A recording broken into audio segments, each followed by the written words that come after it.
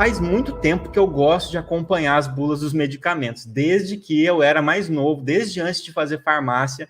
Acho que muita gente tem essa curiosidade, né, de ler o que está escrito ali.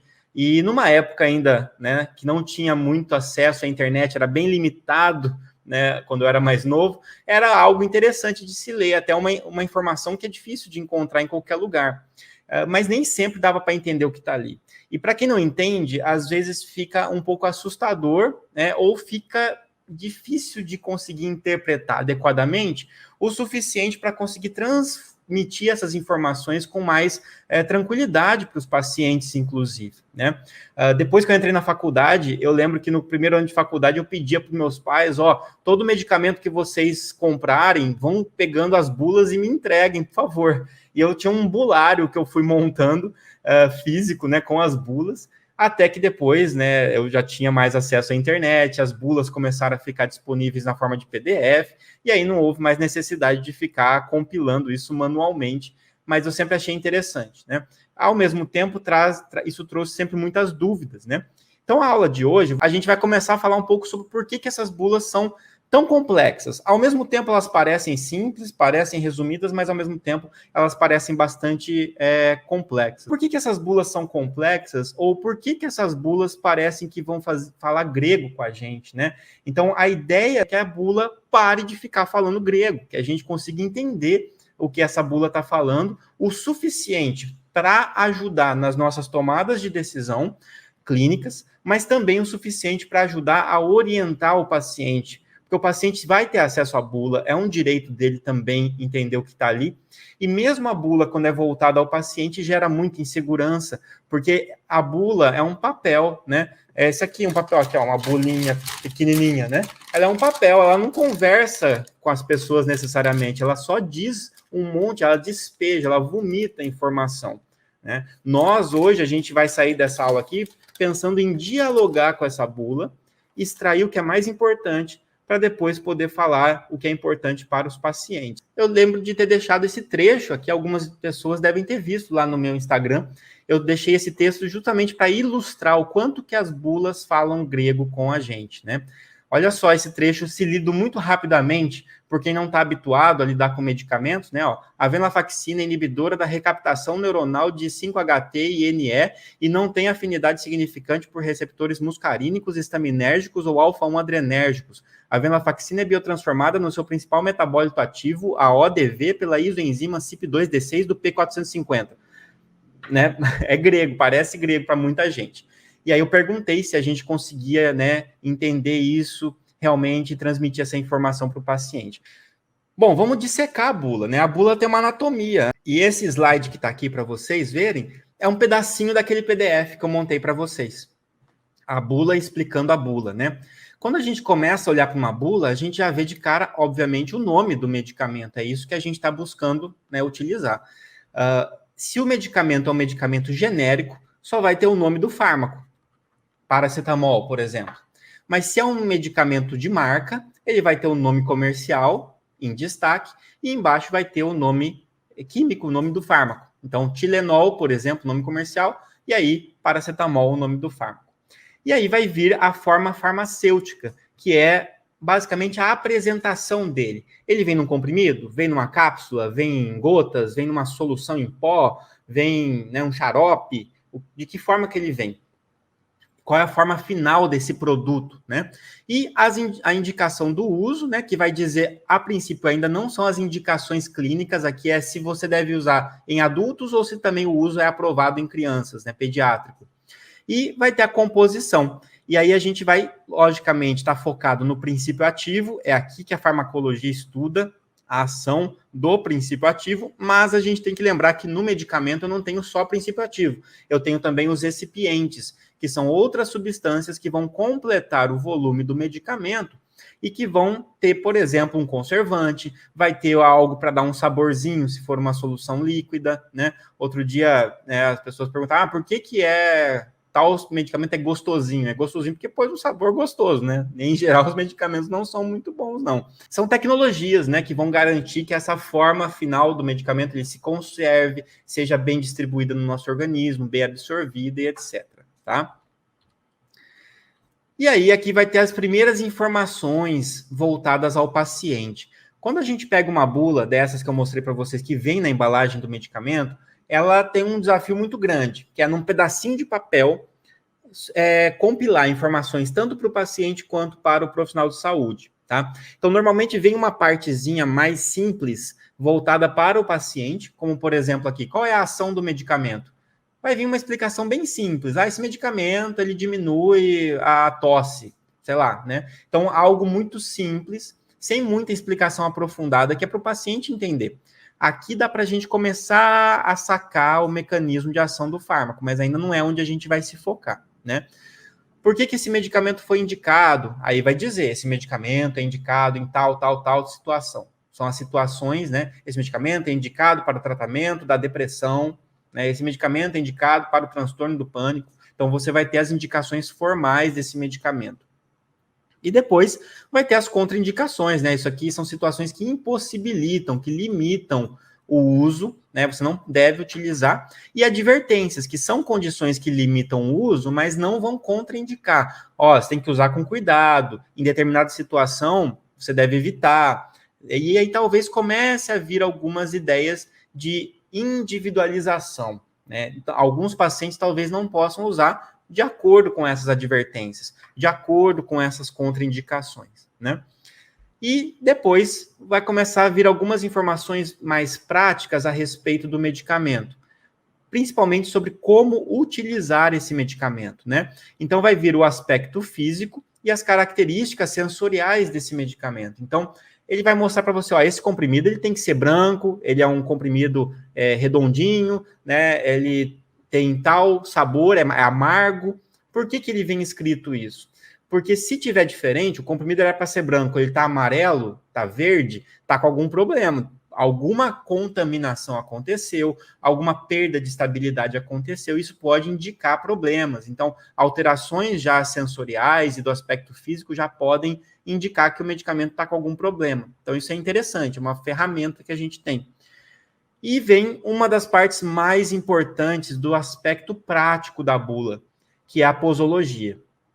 Talvez a posologia seja a parte mais importante da bula, no sentido de que ela vai mostrar para nós, de modo geral, quais são as doses adequadas, qual é o máximo que uma pessoa deve tomar, de quantas em quantas horas, né? Toda aquela explicação que, de modo geral, orienta o uso desse medicamento. É claro que um prescritor, um médico, pode ser que esteja se deparando com uma situação tão específica, de um paciente tão específico, que ele vai precisar fazer alguns ajustes, né? Mas aqui vai ter informações muito importantes para nós. Por exemplo, tem que tomar um comprimido por dia, um comprimido a cada 12 horas, né? E por aí vai.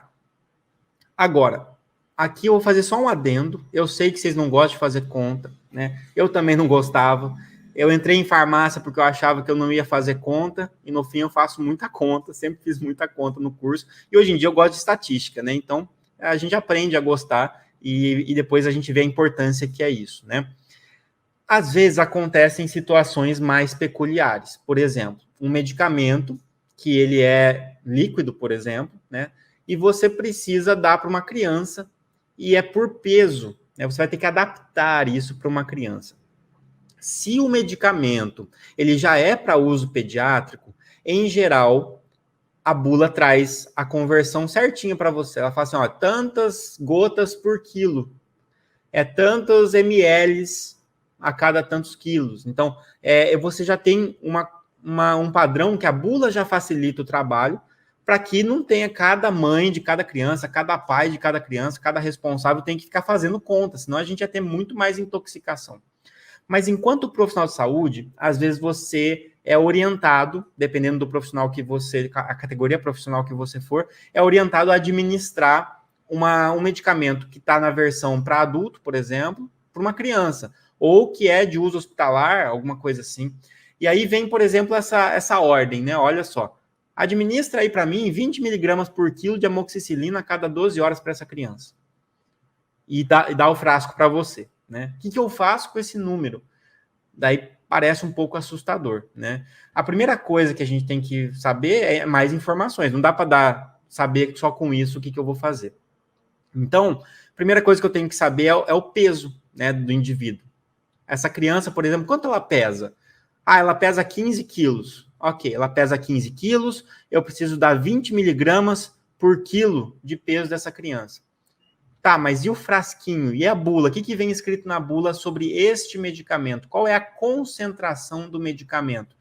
Aí você olha lá que essa amoxicilina ela tem a concentração de 250 miligramas a cada 5 ml. 250 miligramas a cada 5 ml.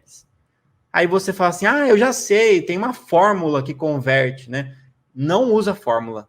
Fórmula é para quem tem preguiça de raciocinar, tá? Por que eu estou falando isso? Porque fórmula é muito fácil de errar. Se você inverte quem tinha que estar em cima, quem tinha que estar embaixo, quem tinha que multiplicar, sai um número absurdo ali e você não percebe, tá?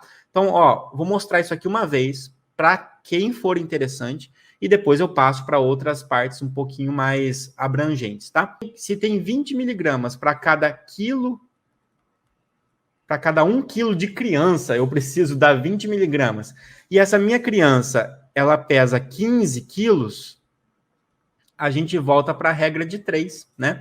Então, na verdade, eu vou ter que multiplicar de 1, eu multipliquei aqui por 15, certo? 1 vezes 15, 15. Quer dizer que eu vou multiplicar aqui por 15 também, ó. 15 vezes 20, faz a continha aí para mim. Tá fácil, né? 300 miligramas. Então, olha que interessante. Eu cheguei na conclusão de que a minha criança de 15 quilos precisa tomar 300 miligramas de amoxicilina, tá? Então, isso é o que eu sei por enquanto. A minha criança precisa de 300 miligramas de amoxicilina. Mas o que eu sei é que na minha solução, ela vai ter 250 miligramas a cada 5 ml. Se eu tenho 250 miligramas para cada 5 ml, para eu ter 300 miligramas, quantos ml eu vou precisar? Essa continha que a gente fazia no colégio, né? A gente apelida de continha de padaria, é a conta que a gente usa para a maioria dos cálculos de dose, não é difícil de fazer, né? Agora, se a gente for fazer esse cálculo aqui, vai dar 6 ml, tá? Então, essa criança vai precisar tomar 6 ml para atingir a dose necessária. Então, veja, pessoal, que com as informações que constam no medicamento, na embalagem e na bula, vai estar muito melhor descrito isso, junto com informações sobre a criança, eu consigo adaptar, eu consigo chegar em doses individualizadas quando for necessário. Aí vai vir uma parte muito interessante, toda a bula vai trazer as chamadas características farmacológicas, né? E é aqui que a coisa fica realmente interessante, porque é lógico, hoje em dia a gente tem acesso a muitas informações sobre medicamentos, mas aqui é um ponto de partida. A bula, às vezes, é subestimada, porque você, não, quero olhar um livro de farmacologia. Muita gente manda mensagem para mim lá no Instagram e fala assim, André, fala um pouco sobre tal medicamento. Mas o que essa pessoa quer saber? Ela quer saber um panorama geral sobre esse medicamento? Se ela quer saber isso, a bula vai dar isso para ela. Lógico que a bula ela é um passo de entrada, a gente precisa de mais informações. Mas aqui, características farmacológicas, propriedades farmacodinâmicas. O que é a farmacodinâmica? Resumindo, farmacodinâmica é o que o fármaco faz com o meu organismo. Ou seja, o fármaco interage com qual estrutura no meu corpo e provoca qual efeito, tá? Então, aqui vocês vão ler informações, por exemplo, falando assim, olha, este fármaco se liga em tal receptor, esse fármaco é um agonista de tal receptor, é um antagonista, esse fármaco inibe a recaptação, esse monte de nome que a gente ouve, tá? Então, o que estuda a farmacodinâmica? A farmacodinâmica estuda a interação entre o fármaco e um receptor. O que é um receptor? Um receptor pode ser uma proteína que atravessa a membrana da célula, um receptor pode ser uma proteína dentro da célula, pode ser uma enzima, pode ser um transportador, pode ser material genético. Muita coisa pode funcionar com receptor, tudo aquilo que recebe a ligação do fármaco, tá? Quando um fármaco se liga a um receptor, essa aqui é a teoria mais básica da farmacodinâmica. Lógico que ela é mais complexa que isso, mas aqui a gente vai ficar na teoria mais básica, lá de Clark, Gadum, de 1926. Quando o fármaco se liga com o receptor, a gente em geral, pode observar um determinado efeito. Né? Como assim? Bom, vamos pensar de uma maneira bem simples, né? Vamos pensar numa substância endógena, não um fármaco, vamos pensar numa substância de dentro do nosso corpo, a histamina. Quando você pensa em histamina, o que você lembra? Né? Alergia. Geralmente as pessoas vão pensar em alergia. Por quê? Porque a histamina, quando ela se liga no seu receptor, que é o receptor chamado H1, ela promove alguns efeitos. Por exemplo, ela promove vasodilatação. Ela promove broncoconstrição. Ficar com esses dois efeitos por enquanto, né? Vasodilatação, broncoconstrição.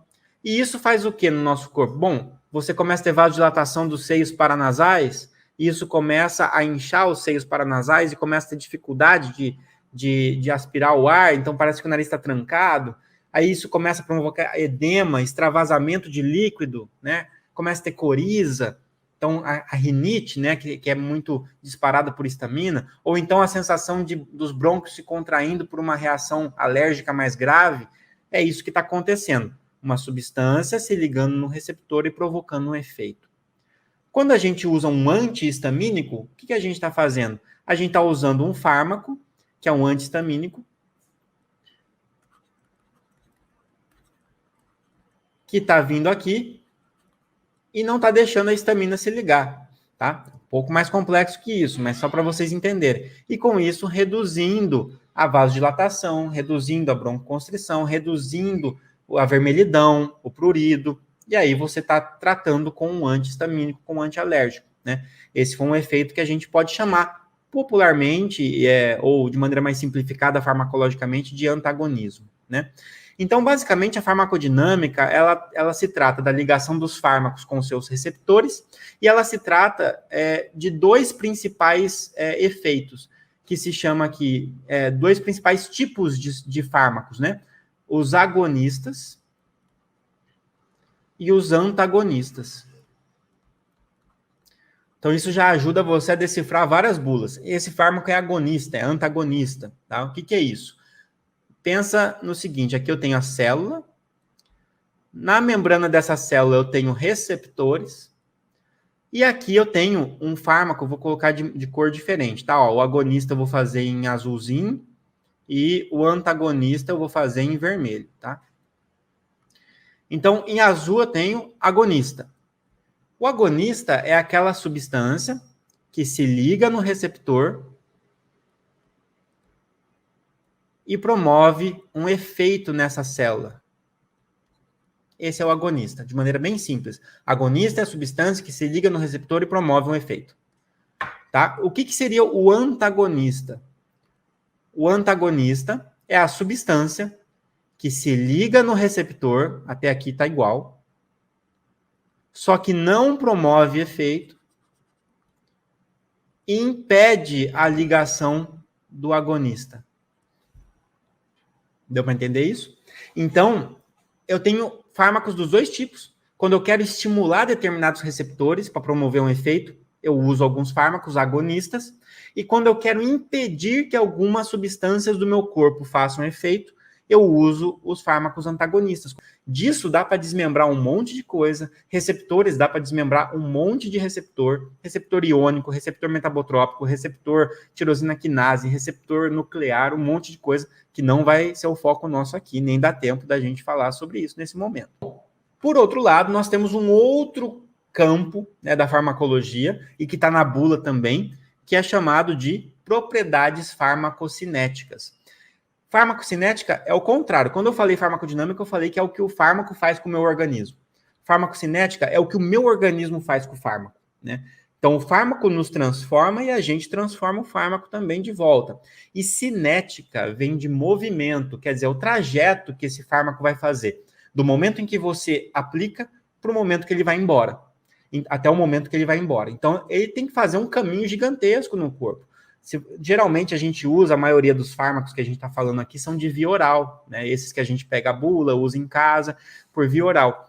Ele tem que ser administrado por via oral, tem que ser deglutido, tem que passar pelo esôfago, tem que chegar no estômago, tem que chegar no intestino para ser absorvido, para cair na circulação porta, para chegar até o fígado, para sofrer metabolismo de primeira passagem, para ser distribuído na circulação sistêmica, para ser distribuído por todo o corpo, até encontrar os tecidos onde ele vai fazer o efeito dele, e ao mesmo tempo, quando encontrar o fígado novamente, vai continuar sendo biotransformado até ser mais fácil de ser excretado pelos rins ou pelas fezes, e aí você vai ter a saída do fármaco, né? Então, isso aqui é o resumo de farmacocinética para o TikTok, né? 1 minuto de resumo. Tentando aprofundar um pouquinho mais. A farmacocinética, ela se divide em 4 grandes processos, né? Que a gente vai chamar de absorção, distribuição, biotransformação. E eu gosto desse termo, mas tem gente que vai chamar de metabolização, por exemplo, não tem problema nenhum, é sinônimo, tá? E excreção.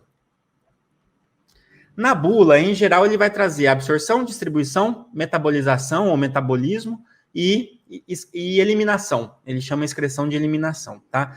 Eu não gosto muito de chamar excreção de eliminação, porque a biotransformação já é um começo de eliminação do fármaco, tá? Bom, cada uma desses processos, né, você tem propriedades importantes. Então, o fármaco ele precisa ser absorvido. O que é absorção? Qual é o conceito de absorção? De maneira bem fácil, a absorção é a passagem do fármaco do local onde ele é administrado para o sangue. Aqui é onde eu administrei. Ou seja, se eu administrei uma injeção intramuscular, ele está no músculo. Quando ele passa do músculo para o sangue, absorção. Se está no intestino, quando sai do intestino e vai para a circulação porta para ir para o fígado, absorção. Quando você aplica no tecido subcutâneo e depois ele passa do tecido subcutâneo para o sangue, absorção. E quando eu administro diretamente no sangue, intravenosa, como que eu chamo isso?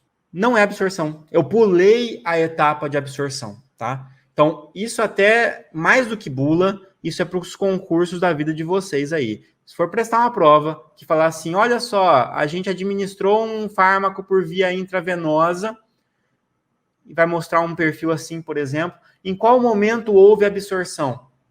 Nenhum, tá? Eu pulei a etapa de absorção. Isso é um cuidado, tá, gente? A via endovenosa ou intravenosa, ela não é rápida porque a absorção é rápida. Ela é rápida porque eu pulo a absorção. Porque a absorção é a passagem da droga do tecido para o sangue. Se eu estou pondo direto do sangue, eu não tenho absorção, já está direto no sangue, tá certo? Beleza. A absorção depende de um monte de coisa, depende de pH, depende de concentração do fármaco, tem muitos atributos importantes. Depois a gente tem a distribuição. A distribuição é o processo quase que o contrário da absorção. É a passagem da droga que está no sangue. Agora, o fármaco está circulando no sangue e ele precisa chegar nos tecidos. Estamos falando de psicofármacos aqui, né? Quer dizer que ele precisa chegar até o tecido nervoso, até os neurônios, lá que é a ação dos psicofármacos.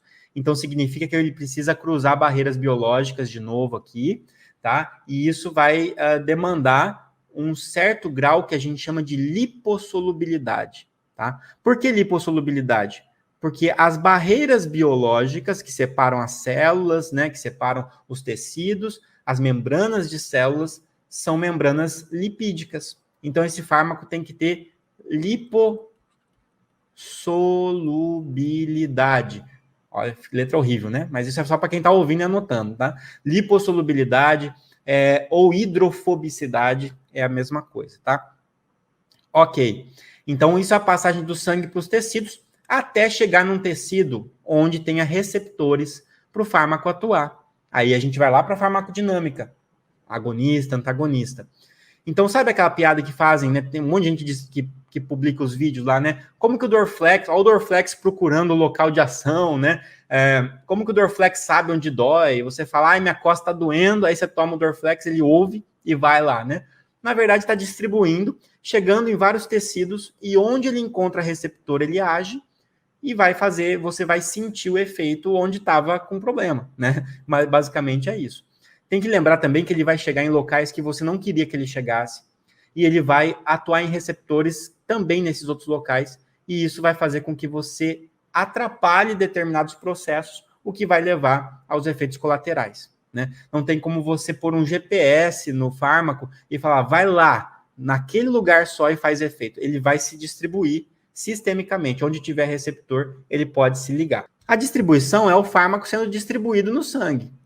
Só que o fármaco ele não fica solto no sangue lá, né? Uma parte dele fica solto, outra parte do fármaco se liga a proteínas plasmáticas. Então, os fármacos, eles passeiam no sangue, pegando carona em proteína plasmática.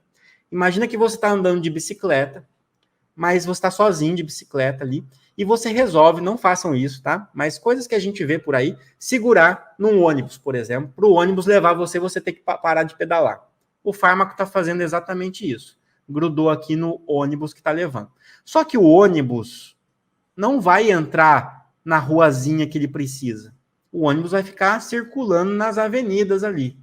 Então, de vez em quando, o fármaco solta e fica livre para atravessar. O fármaco ligado na proteína não faz isso, tá? Então, só para vocês saberem a forma com que, né, os fármacos são transportados, né? É como se fosse num Uber Pool, né? Que você vai soltando as pessoas aos poucos, cada um nas suas casas. É mais ou menos assim que acontece. Aí a gente vai para a biotransformação.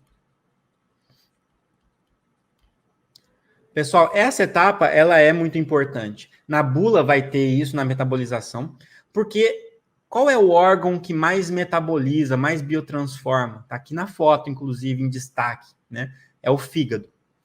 Então, se for chutar na prova, chuta fígado, né? Mais fácil de acertar no concurso. Falou biotransformação, fígado, tá? Tem biotransformação em outros lugares? Tem no sangue, tem no pulmão, tem um monte de lugar. Mas o fígado é o principal órgão. E no fígado, as principais enzimas que biotransformam, porque não é o fígado que biotransforma, são as enzimas. São enzimas que fazem parte de um grupo de enzimas chamada citocromo P450. É um nome... O pessoal é meio doido nessa área, então eles põem uns nomes muito loucos, mas você não precisa ficar preocupado com o nome. É o grupo. O citocromo P450 é um grupo que tem os seus indivíduos. Esses indivíduos, eles têm um primeiro nome igual, CYP, mas eles recebem um outro nome, CYP3A4, CYP2D6, CYP3, vamos supor, CYP2C9, por aí vai. São vários, tem mais de 50. Eu não preciso ficar decorando isso. Mas o que isso mostra para nós, pessoal? Que nós, cada um de nós, temos um perfil enzimático diferente. Tem gente que tem mais dessa enzima, tem gente que tem mais dessa, menos dessa. Varia. E essas enzimas, cada uma delas é responsável por biotransformar vários fármacos. Então, isso dá um perfil farmacocinético que tem uma distribuição genética diferente, o que faz com que eu, André, biotransforme alguns medicamentos diferentes que outras pessoas. Cada um tem o seu próprio perfil, sua própria identidade de biotransformação. Por isso tem medicamento que funciona mais em um, menos em outro, né? Porque um é eliminado mais rápido, o outro elimina mais lento. Tem gente que toma uma latinha de cerveja, fica bêbado, tem gente que toma uma latinha de cerveja e não acontece nada. Pensando em duas pessoas que não estão acostumadas a beber, né? Porque o cara que bebe sempre, aí o cara já está biotransformando mais rápido. Deu para entender isso, gente? Então, isso é uma das principais etapas da biotransformação. E para que serve a biotransformação? A biotransformação, em essência, pessoal, ela serve para pegar o fármaco que está na sua forma lipossolúvel, cruzando barreiras, ela vai para lá, vai para cá, atravessa tecido, faz efeito, causa no nosso organismo. Ele está na sua forma ativa. E a biotransformação tenta transformar esse fármaco num metabólito, de fármaco para um metabólito, em geral, mais hidrossolúvel. Por que hidrossolúvel? Porque eu quero que ele fique preso na água. Onde que tem bastante água? Na urina. Para ele ficar preso na urina e ir embora do meu corpo. Tá? Hidrossolúvel e geralmente na sua forma inativa. Ou seja, o que seu fígado está fazendo é encarando o medicamento como uma substância tóxica que ele precisa desintoxicar você, tá? Por isso quem faz detox é fígado, não é suco verde não, tá? Ó, isso aqui é até o meu biscoito da sorte aqui, escrito suco detox é só um suco ruim, né? Porque não é um suco que faz desintoxicação. Quem faz é o fígado, tá? Beleza, esse aqui é o procedimento padrão do fígado. converte fármaco em metabólito inativo. Agora, pessoal, tem que lembrar que existem exceções, tá?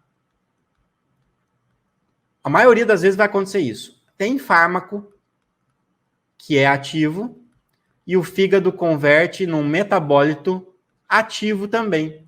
Então, a substância que ele converte continua tendo atividade, continua fazendo efeito.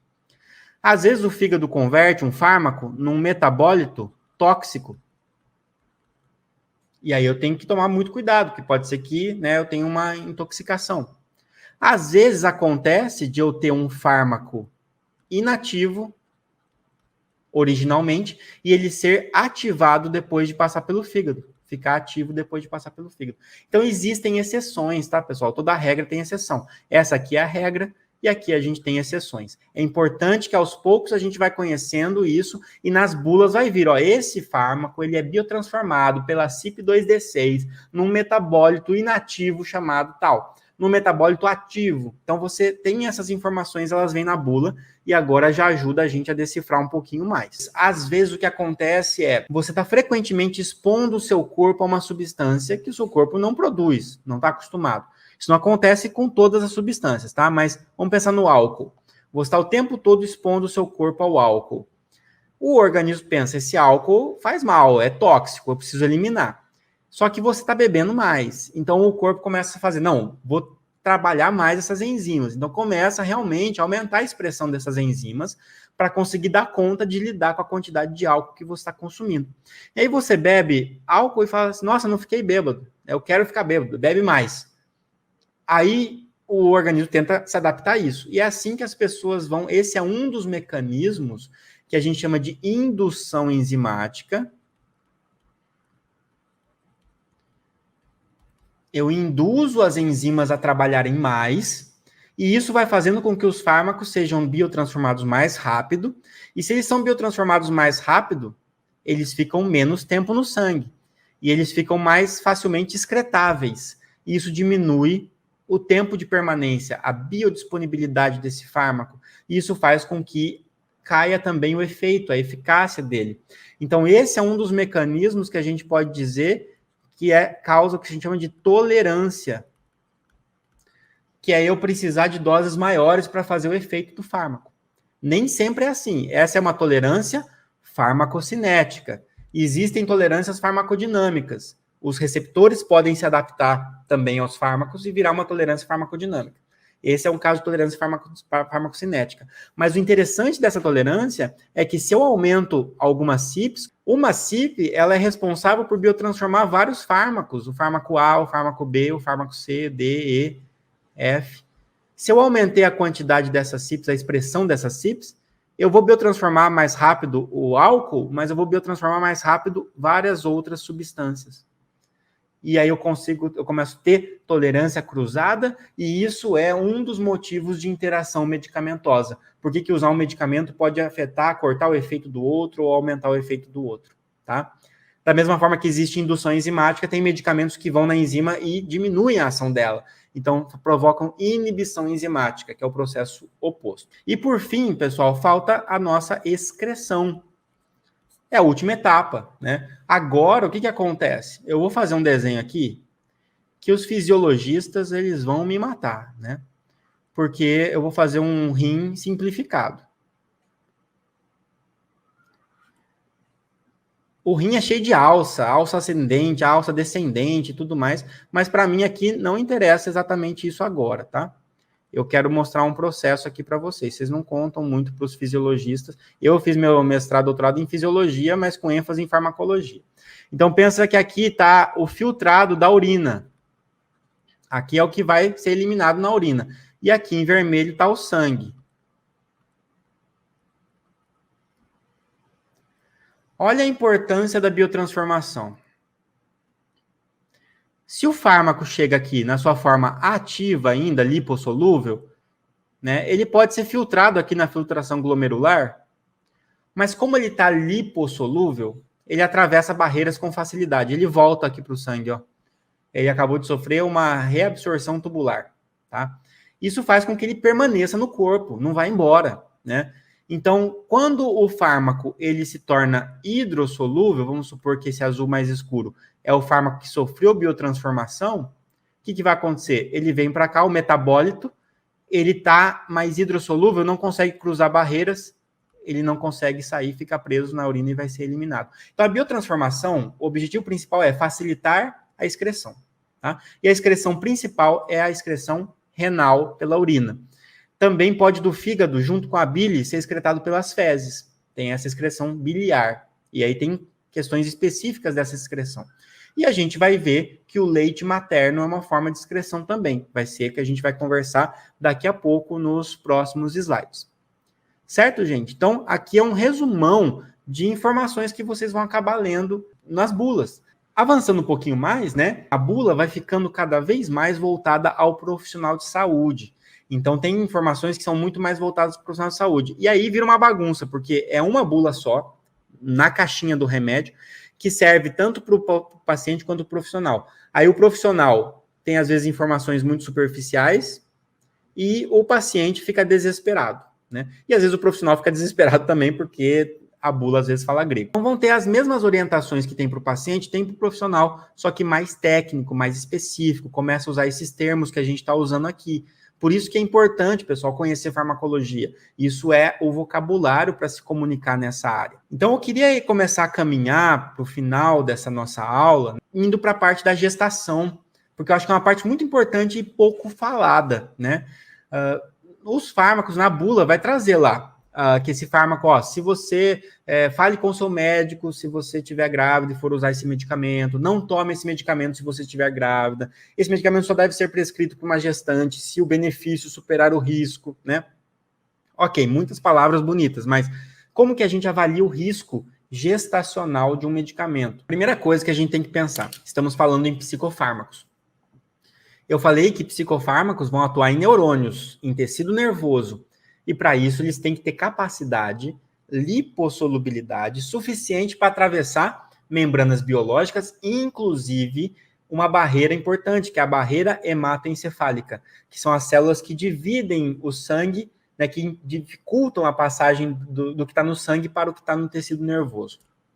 E se um fármaco é capaz de atravessar a barreira hematoencefálica e chegar no sistema nervoso das pessoas, provavelmente ele consegue atravessar a barreira placentária, né? Consegue atravessar e chegar no feto. Então, isso mostra para nós que os fármacos que nós vamos trabalhar, que são os psicofármacos, eles, em geral, têm a capacidade de chegar até o feto, né? Será que isso gera consequências? Então, existe uma tabela, essa tabela é a tabela que a Anvisa adota, que é uma tabela, ela é baseada na tabela que o FDA fez, mas o FDA está abandonando um pouco essa tabela, porque os profissionais têm usado de maneira muito inadequada essa tabela.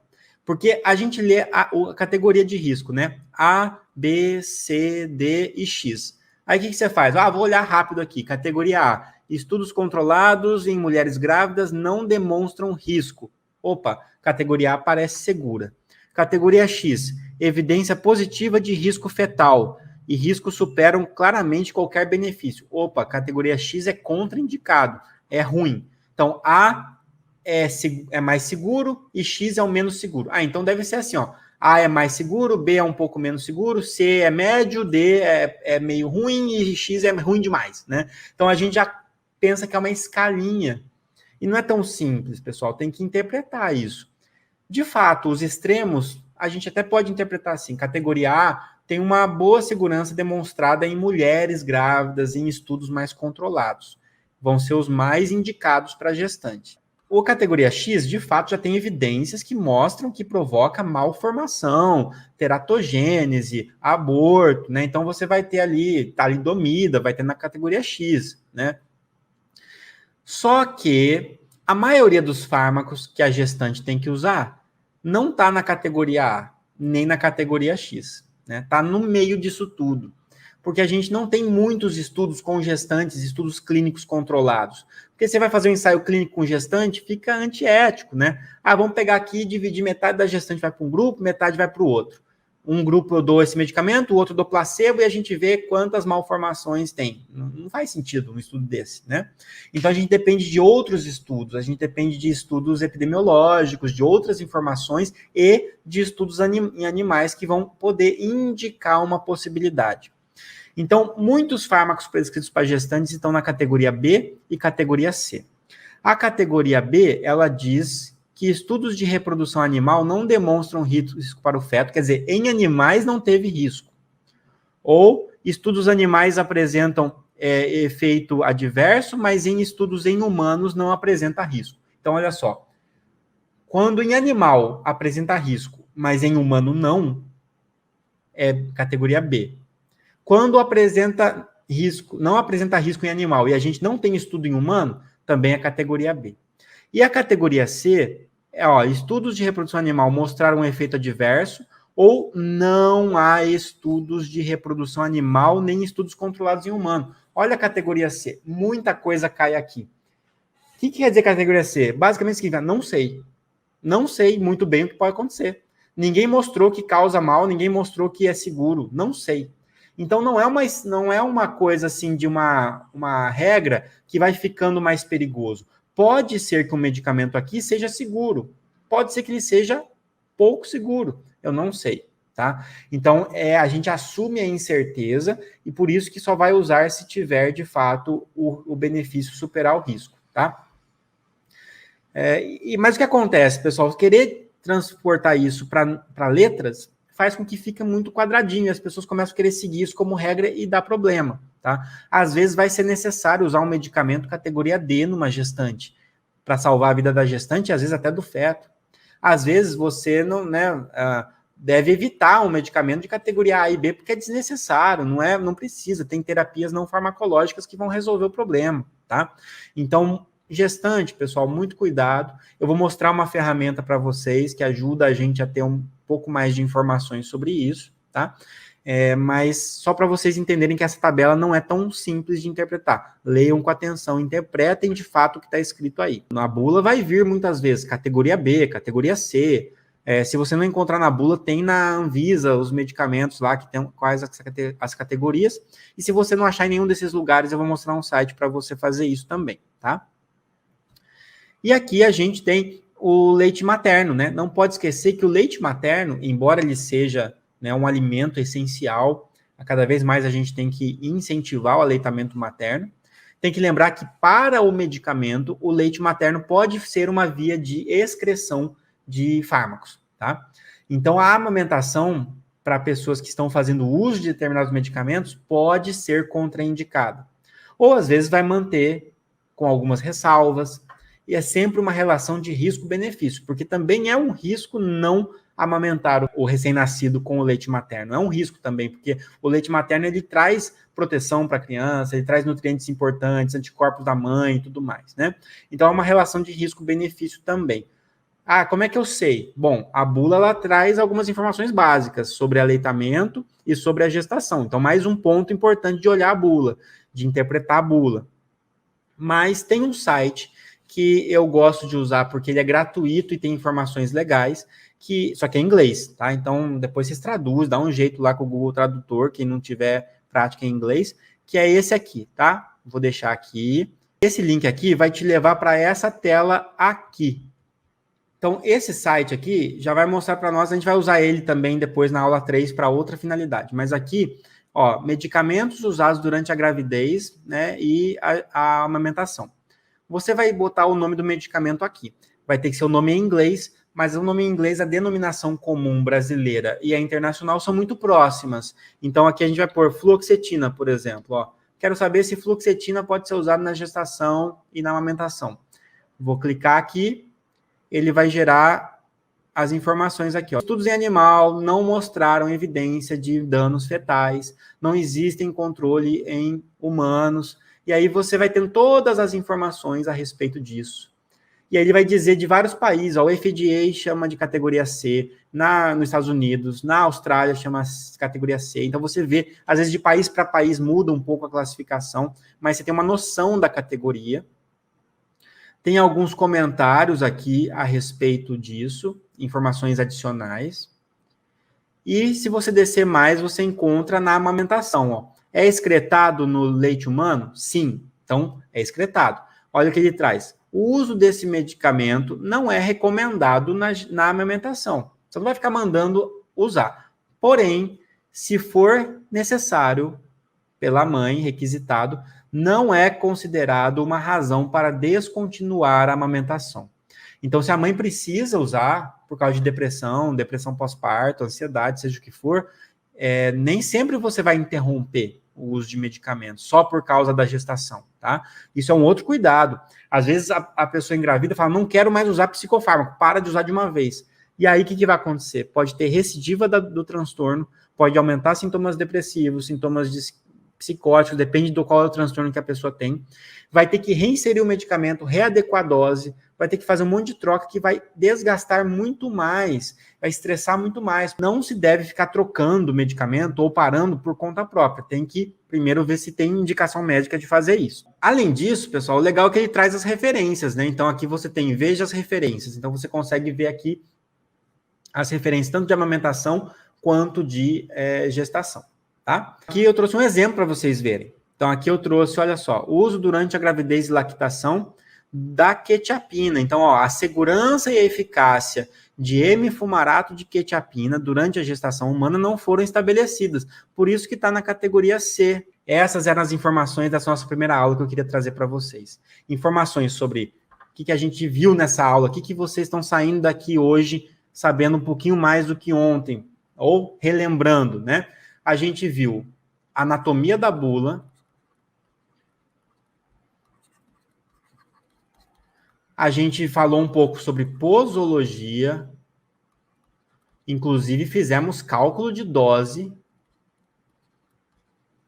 vencemos essa etapa, falamos de farmacocinética, falamos de farmacodinâmica, em farmacocinética, absorção, distribuição, biotransformação, excreção. Na biotransformação falamos sobre um aspecto importante que são as enzimas biotransformadoras do citocromo P450 e as peculiaridades. Falamos até de indução enzimática e inibição enzimática. Farmacodinâmica, falamos o que é agonista, antagonista, tá? Depois eu vou trazer mais informações sobre isso nas próximas aulas. E terminamos falando de gravidez e amamentação. Certo? Então, esse é o resumo do que você saiu sabendo hoje.